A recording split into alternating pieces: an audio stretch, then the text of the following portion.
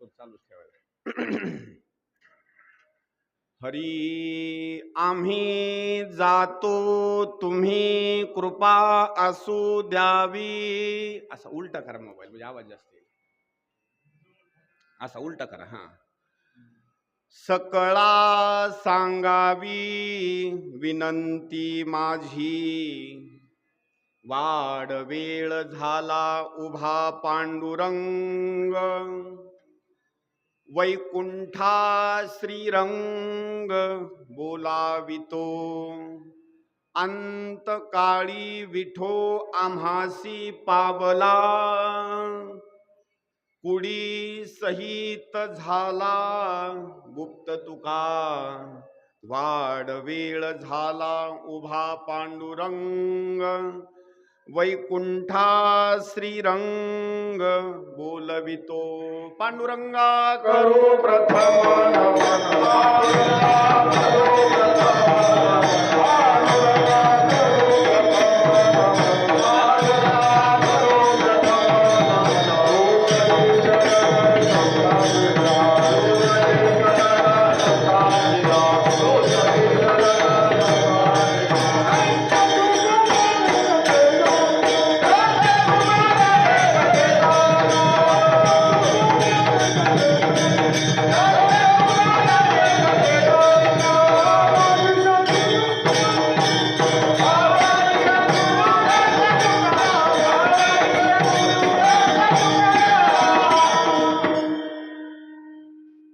गजाननं भूतगणादिसेवितं, कपित्थजम्बूफलचारुभक्षणम्, उमासुतं शोकविनाशकारकम्,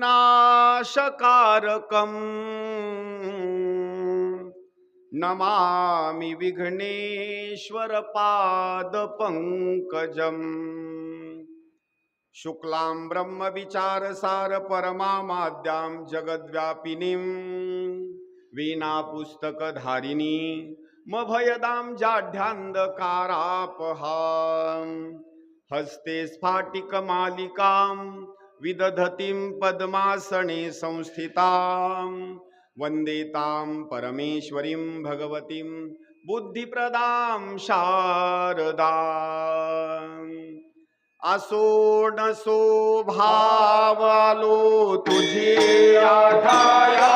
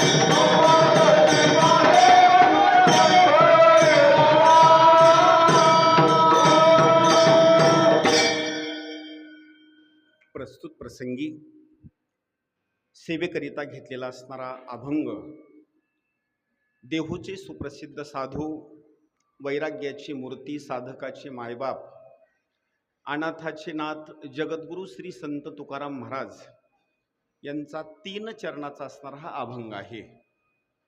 कीर्तन सांगता झाल्याच्या नंतर महाराजावर शंका नसावी, अभंग सोडवला नाही म्हणून 1 मिनिटामध्ये अगोदर अर्थ. जगद्गुरु श्री संत तुकाराम महाराज अभंगाच्या प्रथम चरणामध्ये असं वर्णन करतात, आम्ही जातो तुम्ही कृपा असू द्यावी. आम्ही मात्र आता जात आहोत. बरं, जाणं म्हणजे कुठं काही गावाला आहे का इतर कुठं फिरण्याकरता जाणं आहे का, असं काही बोलण्याची भाषा आहे का? अजिबात नाही. पण त्यांचं जाणं मात्र असं आहे की ते जाणं मात्र वैकुंठाच्या बाबतीमध्ये आहे. आम्ही जातो तुम्ही कृपा असू द्यावी. पण ज्यांच्याकडं हात जोडतात आणि ज्यांना म्हणतात का नाही तुमची कृपा असू द्यावी, याच्या बाबतीमध्ये वर्णन असं केलेलं आहे, कुठल्याही गोष्टीला कुणाची तरी कृपा असणं मात्र गरजेचं आहे. एखादा माणूस इलेक्शनला जरी उभा टाकला तर त्याला कृपा, गरीबातला गरीब जरी माणूस असला तरी त्याची सुद्धा कृपा लागते. कशा करता?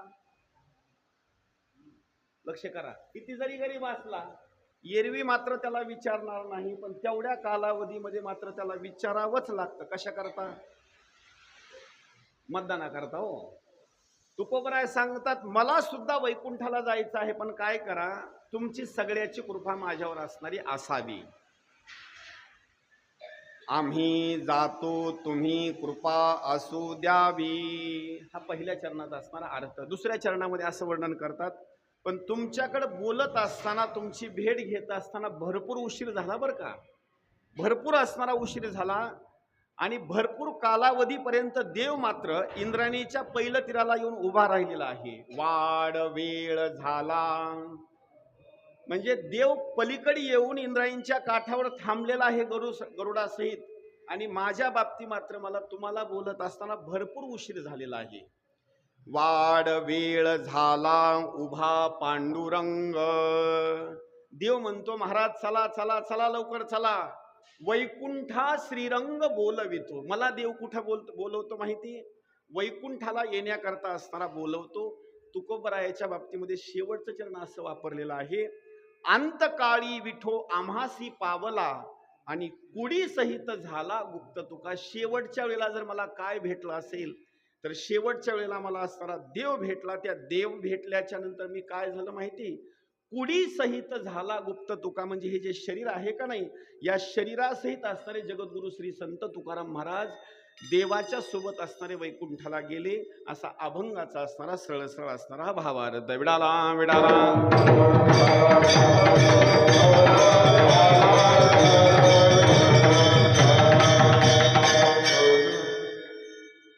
कीर्तनाला सुरुवात करण्यापूर्वी काही आनंदाच्या गोष्टी सांगायच्या म्हटलं तर संपूर्ण असणारी भजनी मंडळ आपल्या गावातलीच आहेत, श्रोते मंडळी गावातलीच आहेत, वाजवणार गावातलीच आहेत, आणि महाराज सुद्धा गावातलाच बरं का. महाराज म्हणजे काही लांबलचे नाहीत किंवा काही नाही, महाराज सुद्धा गावातलेच आहेत. आणि मी सुद्धा अगोदर इथं सुरुवातीला इथं कीर्तन केलं, इथूनच पुन्हा महाराज झालो बरं का. म्हणजे महाराज सुद्धा गावातलेच. आता हनुमंत भाऊने सुरुवातीला मला इथं कीर्तन दिलं, त्यांच्या आठवणीत आहे का नाही की, पण मला माहिती बरं का, एकादशीच्या दिवशी मी इथं कीर्तन केलेलं आहे. म्हणून संपूर्ण असणारा जो परिसर आहे, गाव हे सगळं आपली नगरी आहे. आणि इथून असताना एकदा माणूस जर इथं उभा राहिला तर मग त्याची प्रगती असते, ते होते. नाही, ती पडत नाही, ती पडत नाही. मग ते निवडून येतेच म्हणायचं असं. म्हणून या ठिकाणी संपूर्ण असणारी ही श्रोते मंडळी, भजनी मंडळी, या ठिकाणी गावकरी मंडळी यांच्या सगळ्याच्या सहकार्यानं आजचा असणारा जो कार्यक्रम आहे, तर जगद्गुरु श्री संत तुकाराम महाराजांची असणारी ही बीज आहे. गेली अनेक वर्षापासून हरिभक्तीपरायण बालासाहेब महाराज, नारायण दराडे अनेक वर्षापासून असणार ही तुकाराम बीजेचा असणारा हा कार्यक्रम करतात. किती वर्ष झाला अंदाजे सरासरी? एकदा टाळ्या वाजवा सगळ्यांनी बरं का. हे एवढं बोलणं सोपं नाही बरं का, एवढं बोलणं सोपं नाही. 40 वर्षाचं, माझं वय 40 वर्षाचं आहे. विठाला विठाला.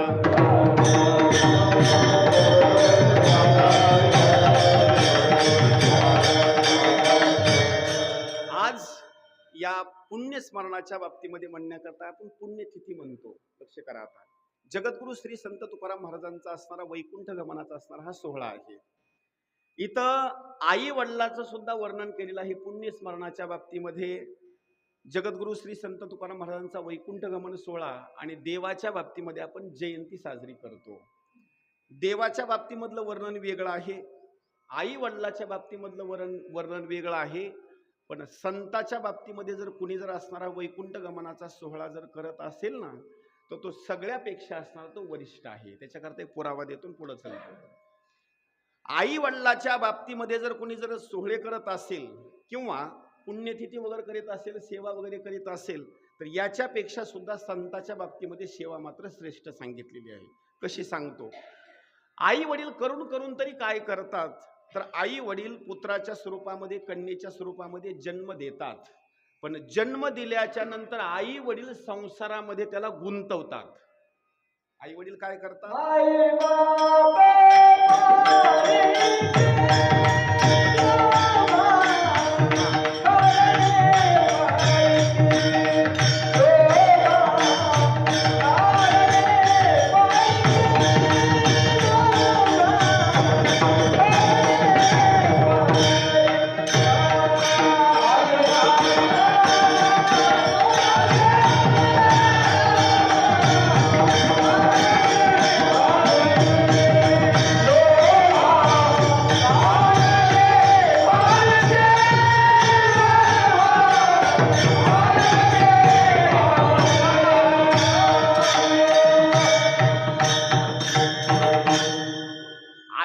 मुलाच्या बाबतीमध्ये जर संभाळ करत असतील तर त्याला दुसरे कारण सांगितलेलं आहे. आई वडील जर संभाळ कशा करता करत असतील तर केवळ शेवटच्या क्षणाला म्हातारपणी आम्हाला फक्त सांभाळावं याच्याकरता आई वडील काय करतात?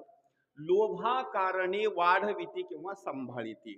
पण संत काय करतात माहिती का? आई वडील जन्माला आणतात, संसारामध्ये गुंतवतात, पण संत काय करतात? संसाराच्या बाहेर येऊन जातात. म्हणजे आई वडील गुंतवतात, हे काय करतात? संत संसाराच्या बाहेर घेऊन असणारे जातात. याला प्रमाण आहे का? पुढे चला.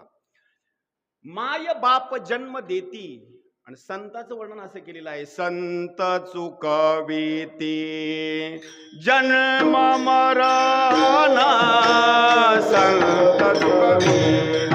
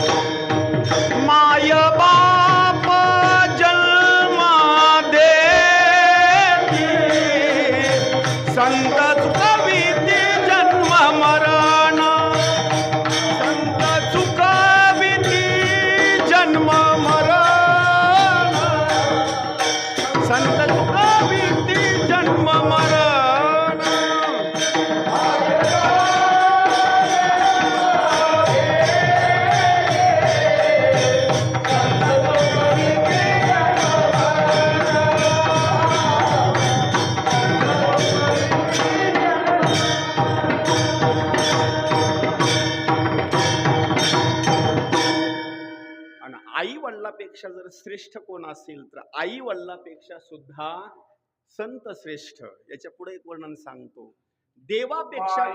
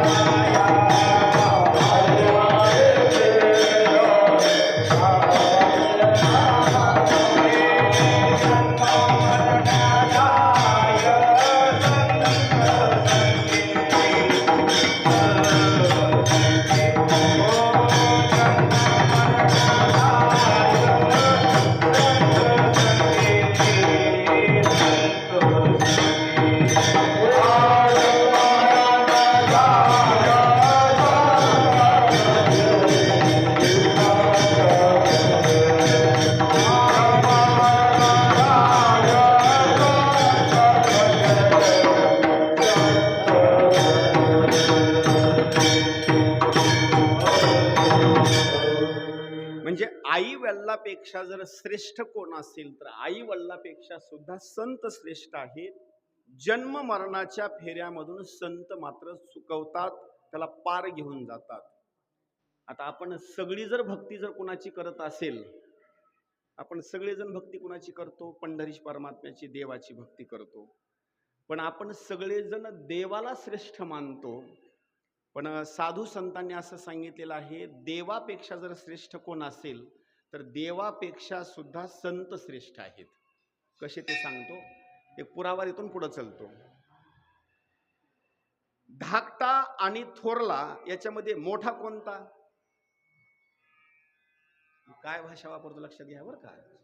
धाकटा आणि थोरला याच्यामध्ये मोठा कोणता? थोरला. ऐका बरं का. आता संतांनी सुद्धा वर्णन असं केलेलं आहे, प्रमाण देत असताना असं सांगितलं, भक्त वडील देव धाकुला, भक्त वडील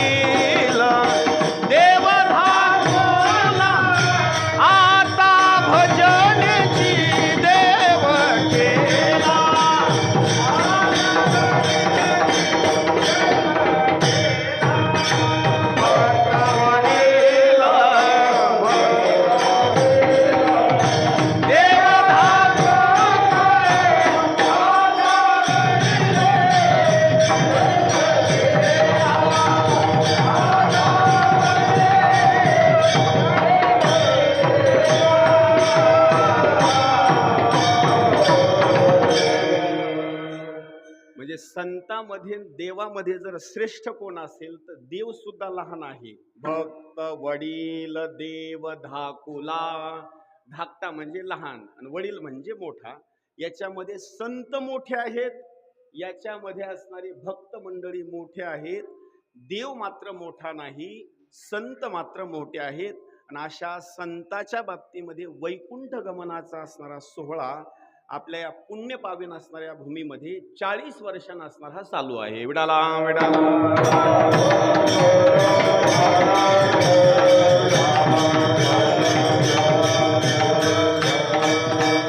आणि विशेष स्वरूपामध्ये आनंदाची गोष्ट अशी आहे की या कार्यक्रमाला सगळ्या मंडळीचं असणारं सहकार्य आहे. एकट्याचा नोहे खेळ म्हणोनी मेळ मेळविला. एक कीर्तनाचा कार्यक्रम, भजनाचा कार्यक्रम आणि त्याच्यानंतर असणारा अन्नदानाचा असणारा सुद्धा कार्यक्रम. संताच्या बाबतीमध्ये आणखी एक वाक्य बोलतो पुढे चालतो. एखाद्या वेळेस देवाची पूजा जर नाही केली तर देवाला जमते बरं का.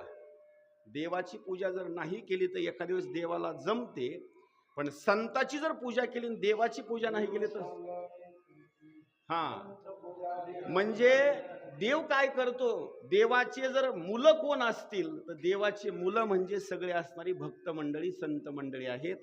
त्यांची जर पूजा केली, त्यांचा जर कुठला असणारा कार्यक्रम वगैरे जर केला तर देवाला आपल्या कार्यक्रमापेक्षा सुद्धा देवाला संताचा कार्यक्रम केल्याच्या नंतर आनंद होतो. का? ही सगळं भक्त मंडळी म्हणजे त्यांचे असणारा परिवार नव्हे, पुत्र संतती मुलाच्या स्वरूपामध्ये असणारी आहेत. विडाला विडाला.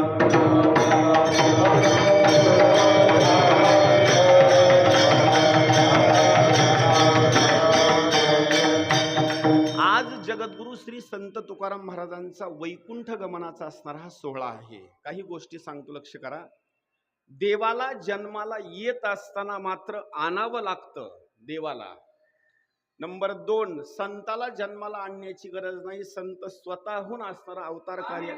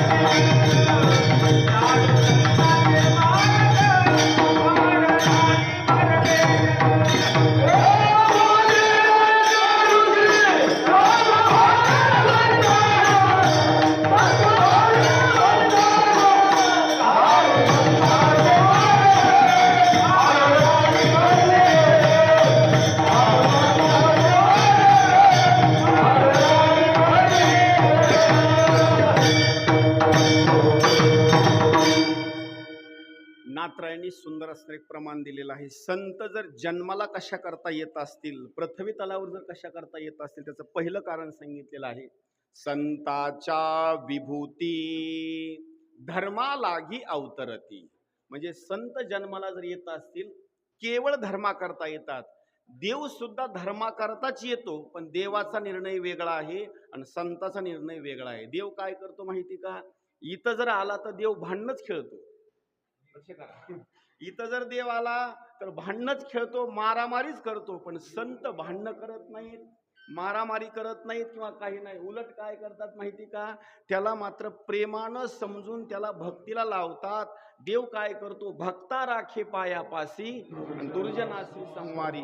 संत मंडळी मात्र तसं करत नाहीत. उलट त्याच्यामधला वाईट असणारा भूमिकेचा भाग काढून टाकतात आणि त्याला मात्र चांगल्या मार्गाला लावतात. हे संताचं असणारं धर्माचं कार्य. विडाला विडाला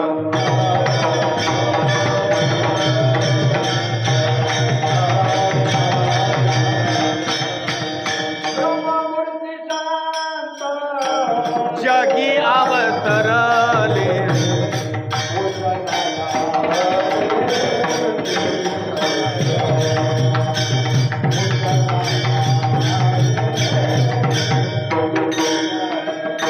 ब्रह्ममूर्ती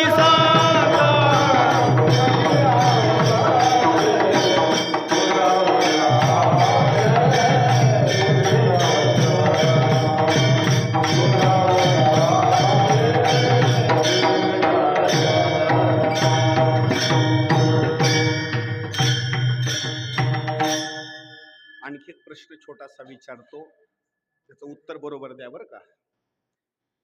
एखाद्या गावामध्ये जर तुम्ही गेला तर तुमचा एखादा मित्र आहे आणि तुम्ही सहज जर विचारला, हो मी अमुक अमुक गावचा आहे, ते अमुक अमुक माणूस गावामध्ये आहे का? तर उत्तर सांगणाऱ्या माणसानं सांगितलं ते गेले बरं का. त्याचा अर्थ काय होतो? ते गेले म्हणजे ते मरण पावले, ते गेले. पण संताच्या बाबतीमध्ये एक भाषा आहे का? संताला जर प्रश्न विचारला तुम्हाला मरावं लागतं का, तर संतांनी एक वाक्य सांगितलेलं आहे, नाही आम्हा जावे मरावे लागत. संताच्या बाबतीमध्ये मरण नाही बरं का, फक्त कार्य संपवणे आणि कार्य संपवल्याच्या तिथून निघून जाणे, त्यांना मरण मात्र नाही. आहो अखंडित जैसे तैसे. पहिले सुद्धा आम्ही तसेच होतो आणि आता सुद्धा आम्ही तसेच आहेत. फक्त कार्य संपल्याच्या नंतर जसा माणूस कुठेतरी फिरून येतो का नाही, तसे संत काय करतात? पृथ्वी तलाचं कार्य संपलं की फक्त फिरून येतात आणि परत असणारे जन्माला येतात. विडाला विडाला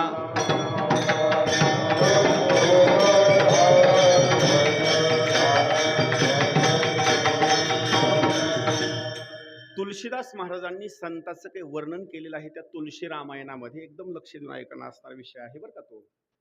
संताच्या बाबतीमध्ये पृथ्वी तलावर जर आले ना, तर किती किती गोष्टी त्यांच्या शरीरामध्ये असतात, त्यांच्याजवळ किती वास करतात गोष्टी, ते असणाऱ्या गोष्टी ऐका. तुलसीदास महाराजांनी सुंदर असणारं वर्णन केलेलं आहे. जरा स्वर चालू ठेवा की बंद करू नका, बंद करू नका, ते ही बिघडलेलं आहे आपलं, त्याच्यामुळे म्हणाले हरी षट विकार जीत अनघ कामा. षट विकार जीत अनघ कामा.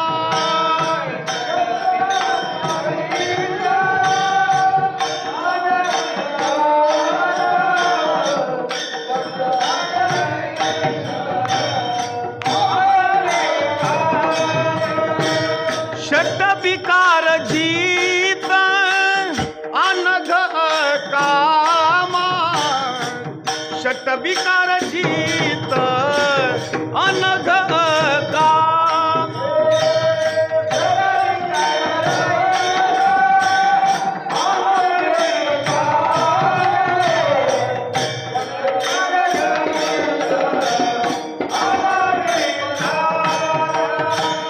अचल किंचन सुचि सुख धामा.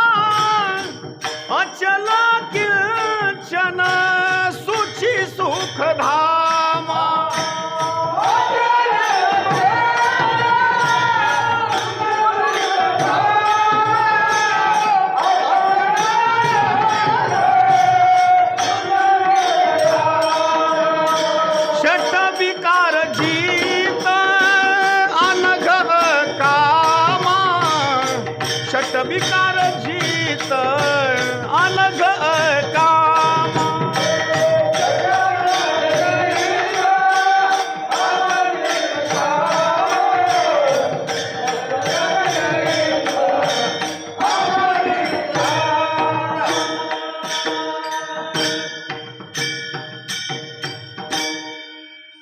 पृथ्वी तलावर संत आल्याच्या नंतर 6 असणारे विकार आहेत, त्या 6 विकारावर मात करतात आणि पुढे चालतात. नंबर 1 पहिला विकार आहे, अगोदर ऐका. काम. पहिल्या विकारावर काय करतात माहिती? पृथ्वी तलावर जर आले ना तर त्याच्यावर असणारी मात करतात. हा काम नावाचा शत्रू मोठमोठे असणाऱ्या देवता मंडळीला सहन झाला नाही, त्याच्यावर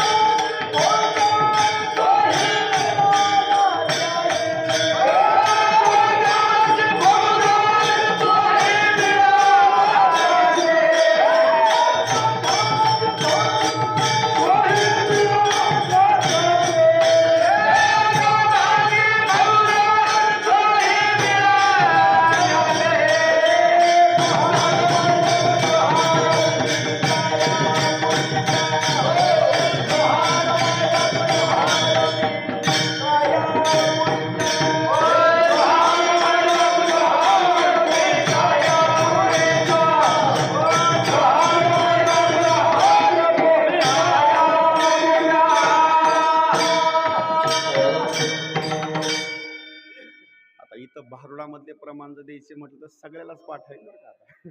आणि इथं तर काय भारुडाची खाणच आहे, बरोबर. आता पहा, कामाजी कोतवाल याडणे नाडिले बहुतासी, हरिहरासी अब्रू घेतो भय नाही त्यासी. जर हा काम नावाचा विकार जर भगवान शंकराला सोडत नसेल तर तो किती असणारा कसा असेल विचार करा. पण एवढ्या मोठ्या विकारावर मात जर कोण केली असेल तर संतांना याच्यावर मात केलेली आहे. तुकोबरायाच्या बाबतीमध्ये संताच्या बाबतीमध्ये वर्णन केलेलं आहे. ज्या वेळेला देहूचा असणारा मनबाजी बुवा यांना ज्या वेळेला कीर्तन तुकोबरायाचे सहन होत नव्हते त्यावेळेला असणारी एक वारांगणा डोंगरावर असणारी पाठवून दिली. त्यावेळेला तुकोबरायांनी एका शब्दामध्ये असताना तिला बोलण्याकरता असणारी सुरुवात केली. जाई ओ तुम्हा ते न करी सायास,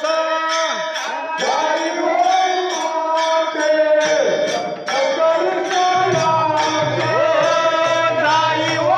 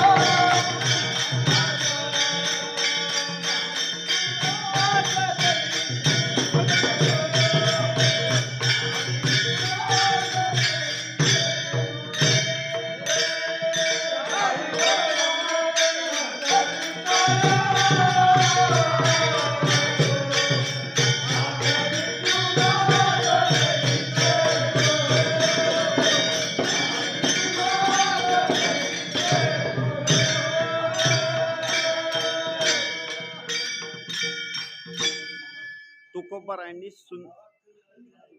महाराज ऐका ना, ते त्याची शाई गेलेली आहे, ते लागत नाही, काहीच लागत नाही. म्हणून तुम्हाला काय सांगा, हा आता ते काय माहिती का, मोबाईलचा स्वर चालू ठेवा, आपल्याला आपलं ऐकायचं, फक्त वाजवीत राहायचं तुम्ही.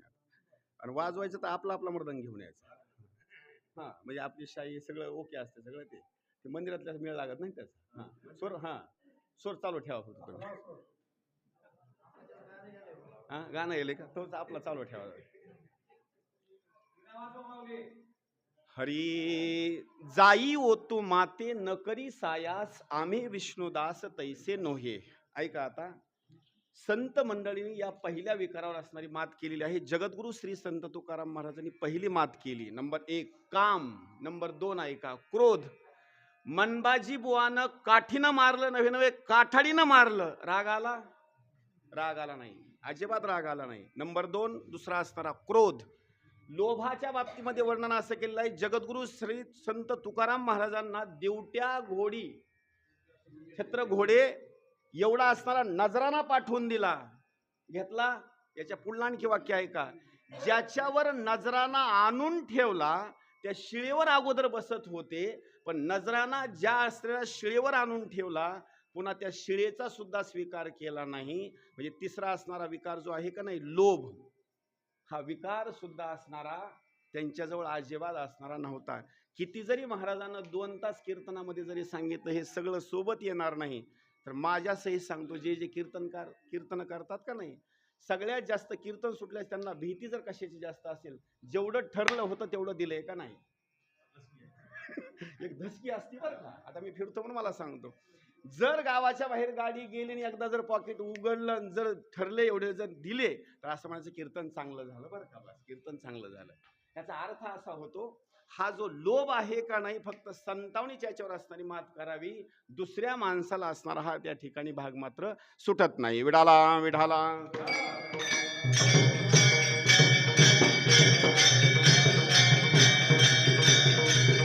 माणसाचं सोडून द्या, देवाला सुद्धा असणारी आशा आहे. आशा उपजली देवासी, म्हणून निचत्व आले त्यासी. म्हणजे देवाच्या ठिकाणी सुद्धा असणारी आशा आहे.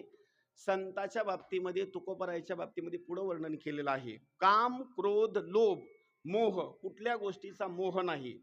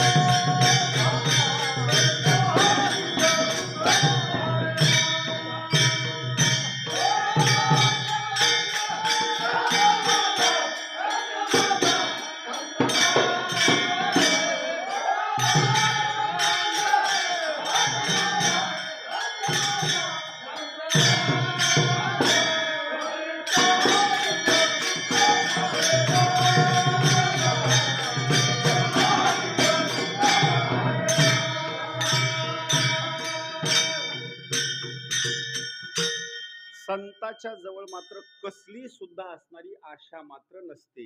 मोह, मद. वा. नंबर 5वा भाग सांगितला मद.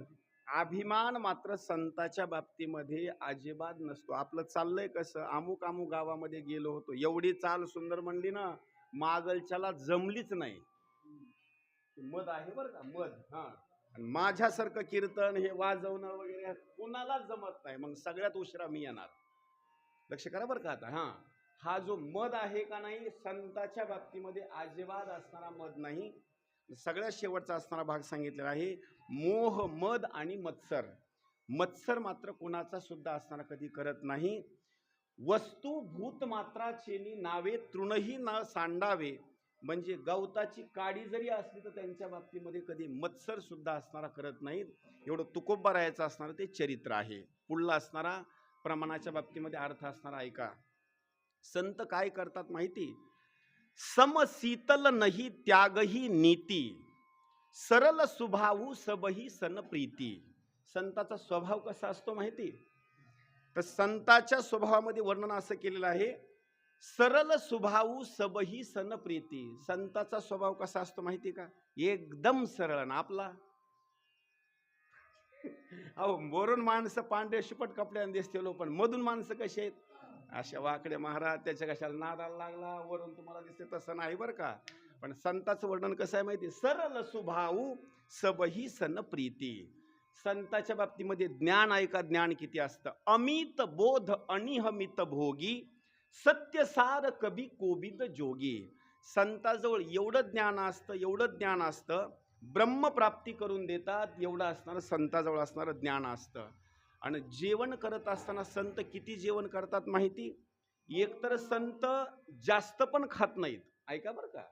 संत एकतर जास्त पण खात नाहीत आणि संत एकदम कमी पण खात नाहीत.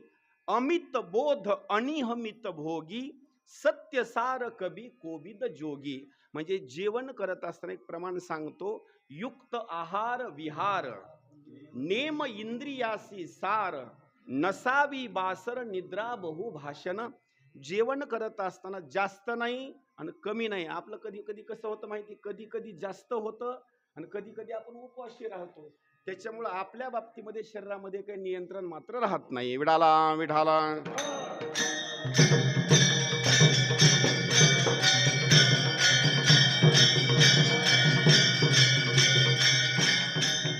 तुकोबारायाच्या बाबतीमध्ये दुसरा एक भाग असा सांगितलेला आहे, सावधान मानद मदहीना, धीर धर्म गती परम प्रभीना. संत तुकोबाराय मान देत असताना दुसऱ्याला सुद्धा मान देत होते बरं का. आणि हा मान एक भूमिका अशी आहे, आपल्याला जर कोणाकडून मान घ्यायचा असेल तर आपण अगोदर काय करायचं माहिती? अगोदर मान दुसऱ्याला द्यायचा. दुसरा माणूस जर आपल्या पाया पडावा असं जर वाटत असेल तर आपण काय करायचं माहिती? अगोदर त्याच्या पाया पडायचं. नाही तर आपण जर असं थांबलो का नाही, ते पडून आपल्या अजिबात पाया पडणार नाही. आपण त्याच्या पाया पडायचा, तो सुद्धा नतमस्तक होतो. तुकोबाराय सुंदर स्वरूपामध्ये एकदम ओके, म्हणजे सावधान, धीर धर्म गती परम प्रभीना. चौथ्या बाबतीमध्ये त्यांचं एक वर्णन असं केलेलं आहे, निज गुण श्रवण सुनत सकुचाही, परगुण सुनत अधिक हर्षाही. त्यांचा एक महत्वाचा गुण सांगितलेला आहे. त्यांचं वर्णन जर कोणी त्यांच्याजवळ जर करत असेल का नाही, महाराज तुमच्यासारखा महान व्यक्ती देहूमध्ये कोणी नाही असं जर कोणी म्हटलं का नाही, तर त्या माणसाजवळ 1 मिनिट सुद्धा थांबायचे नाही. जो आपली निंदा करतो त्याच्याजवळ जाऊन थांबायचे. आपला तसंच खेळ आहे का? नको नको मन नको अभिमान,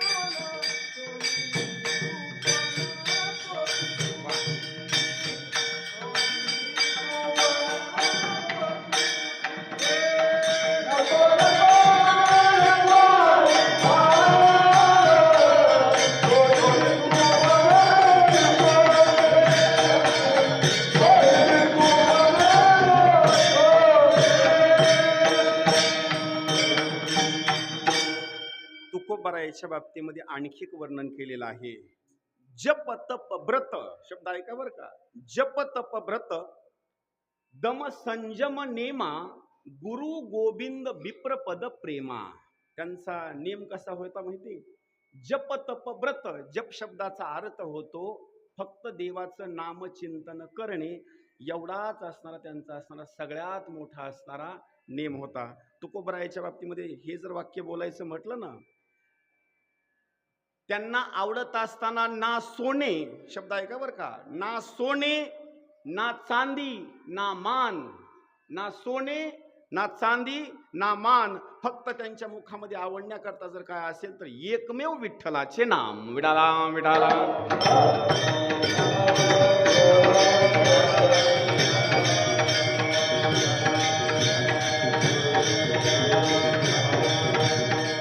त्यांच्या बाबतीमध्ये तुकोबारायाच्या बाबतीमध्ये आणखी एक वर्णन केलेलं आहे, बिरती विवेक विनय विज्ञाता, बोध जथारथ वेद पुराणा. म्हणजे त्यांच्याजवळ विनय विवेक या ज्या गोष्टी होत्या का नाही, विशेष स्वरूपामध्ये असणाऱ्या जास्त होत्या.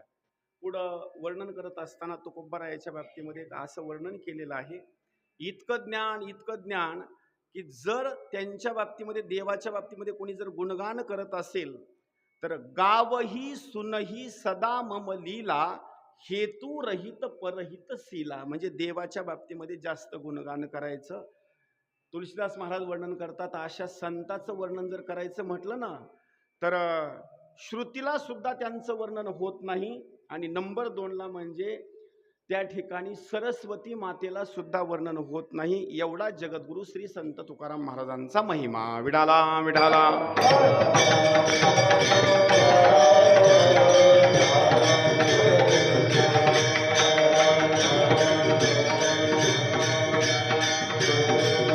आणि तुकोबारायाच्या जन्माच्या बाबतीमध्ये जर हकीकत जर सांगायची म्हटलं तर तुकोबाराय जन्माला ज्या देहू गावामध्ये आले त्यांच्या अगोदरच्या 1 आणि 2 नाही 7 पिढ्यांनी सेवा केलेली आहे बरं का. पहिली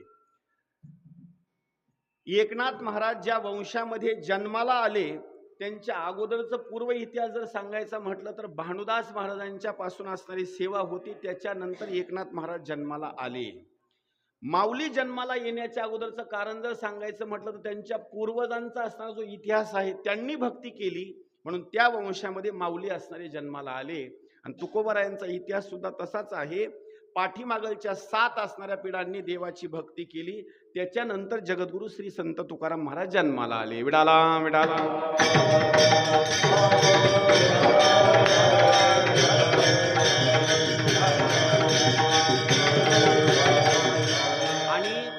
त्यांचा जन्म जर आहे का नाही तर जन्माच्या बाबतीमध्ये वर्णन जर करायचं म्हटलं तर सन 1610 इसवी सन बरं का 1610ला जगद्गुरु श्री संत तुकाराम महाराजांचा असणारा हा जन्म झालेला आहे. त्या जन्माच्या बाबतीमध्ये एक वर्णन असं केलेलं आहे, देहू गावामध्ये जन्माला आल्यामुळं सगळ्या देहूचा असणारा तो उद्धार झाला. तुकोबारायामुळं बरं का. सगळ्या देहू गावाचा असणारा तो उद्धार असणारा जगद्गुरु श्री संत तुकाराम महाराजांमुळं झाला.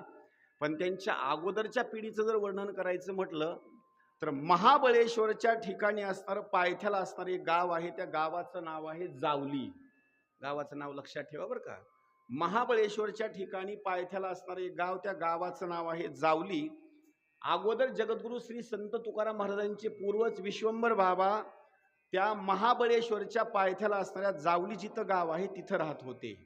आणि तिथं राहत असताना आपापसामध्ये भावकीमध्ये काहीतरी वाद झाला आणि त्या वादाला कंटाळून विश्वंभर बाबा असणारे देहूला आले.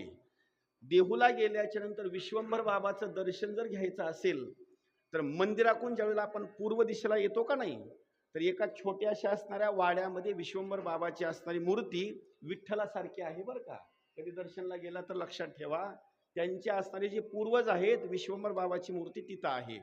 एकदम सगळ्यात अगोदर जे जावलीहून आले तर अगोदर असणारे विश्वंभर बाबाचं असणारं दर्शन तिथं घ्यायचं. सगळ्याचे असणारे ते पूर्वज आहेत अगोदरचे.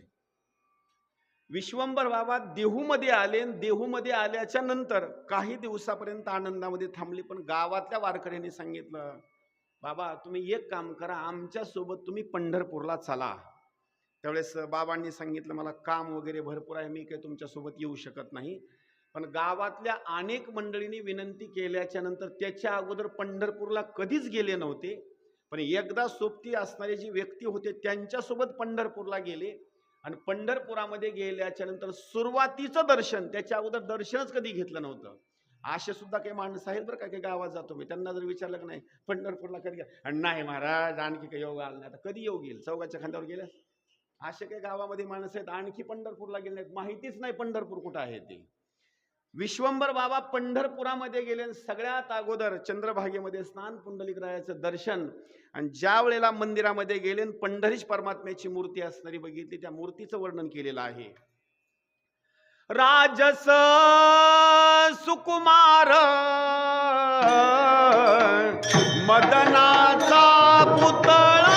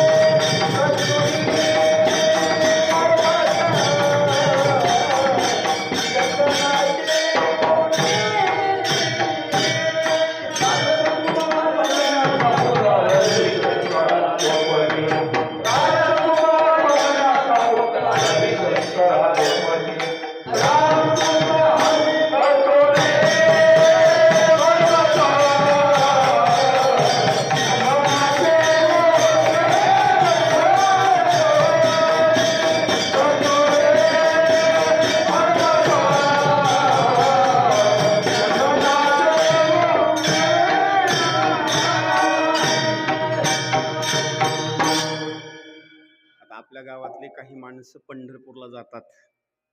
मी असेल, तुम्ही असेल, कुणी जरी पंढरपुरामध्ये गेलं आणि विठ्ठलाच्या समोर जर थांबलं आणि आपल्याला व्यवस्थित जर दर्शन जर तिथं घेऊ दिलं आपल्याला, तर बाजूला जाऊ वाटतं का आपल्याला?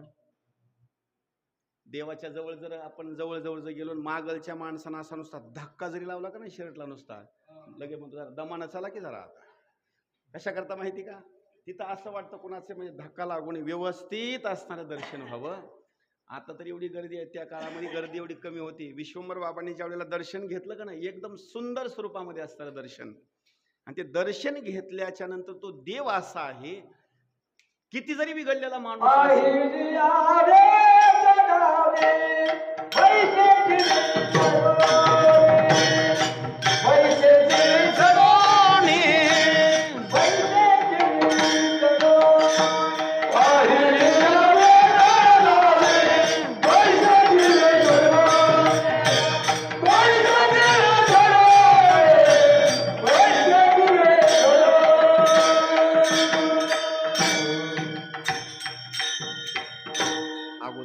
फुलं टाकून घेऊन त्याच्यानंतर चरित्र असणार पाहू.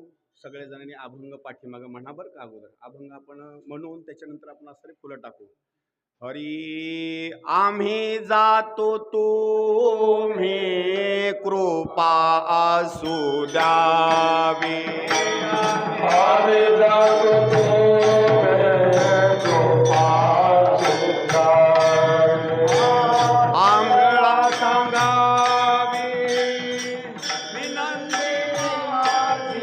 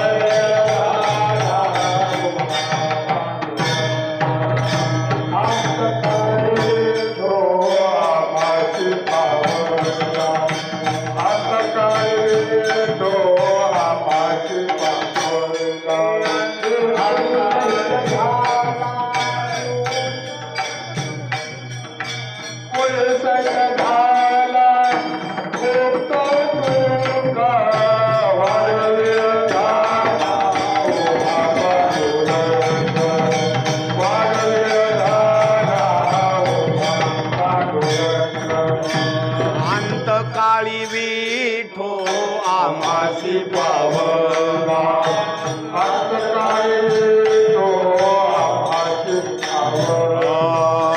अंत काळी विठो आमासी पावला,